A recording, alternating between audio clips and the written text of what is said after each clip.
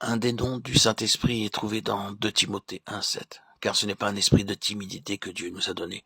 Au contraire, son esprit nous remplit de force, d'amour et de sagesse. C'est le nom de l'Esprit Saint, l'esprit de force, d'amour et de sagesse. Certains veulent la puissance, mais pas l'amour. Ces trois vont ensemble, ne les séparez pas. L'esprit de force, d'amour et de sagesse. Force, amour, sagesse. Ils ne veulent pas les trois, mais les trois doivent aller ensemble. L'esprit de force, d'amour et de sagesse veut en premier lieu chasser toute ma crainte. La crainte du passé, du futur et du présent.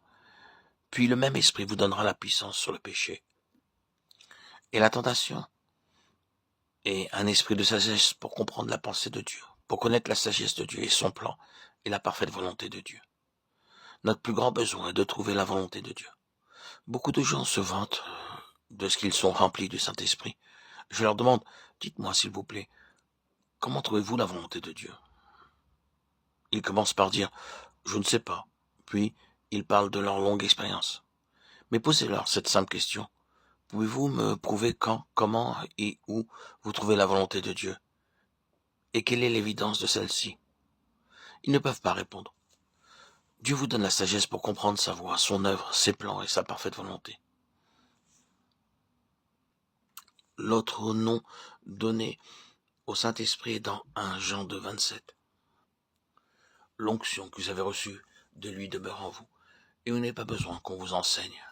Mais comme son onction vous enseigne toute chose, qu'elle est véritable et qu'elle n'est point un mensonge, demeurez en lui selon les enseignements qu'elle vous a donnés. L'onction est le 7e nom du Saint-Esprit. Lisons le verset 26. Je vous ai écrit ces choses au sujet de ceux qui vous égarent. Nous savons que dans les jours de la fin, il y aura beaucoup de faux prophètes pour nous tromper. Car plusieurs viendront sous mon nom disant c'est moi qui suis le Christ. Matthieu 24, 5. De même dans 2 Corinthiens 11, 13, 15. Ces hommes-là sont de faux apôtres, des ouvriers trompeurs déguisés en apôtres de Christ. Et cela n'est pas étonnant, puisque Satan lui-même se déguise en ange de lumière. Il n'est donc pas étrange que ces ministres aussi se déguisent en ministres de justice. Leur fin sera selon leurs œuvres. Dans les jours de la fin, il y aura beaucoup de faux prophètes, mais l'onction du Saint-Esprit nous a été donnée afin d'être protégés de ces faux prophètes. Dieu nous garde des fausses doctrines si nous permettons au Saint-Esprit de nous posséder. Il nous garde de tous ces faux docteurs, parce que quelques-uns sont rusés et on ne saurait jamais par nous-mêmes ce qu'ils enseignent et ce qu'ils mettent en pratique. Mais grâce soit rendue à Dieu pour l'Esprit qui nous est donné, pour notre sécurité et notre protection. Ainsi, nous pouvons voir les noms du Saint-Esprit, l'Esprit de sainteté qui nous fait comprendre comment atteindre la sainteté de Dieu, l'Esprit éternel qui nous donne faim et soif et nous fait apprécier et comprendre les choses de l'éternité, le Consolateur, afin que le septuple amour parfait et abondant puisse être introduit en moi pleinement, l'amour du Sauveur, du Père, de la Mère, de l'ami, du Frère, du Roi céleste et du fiancé céleste.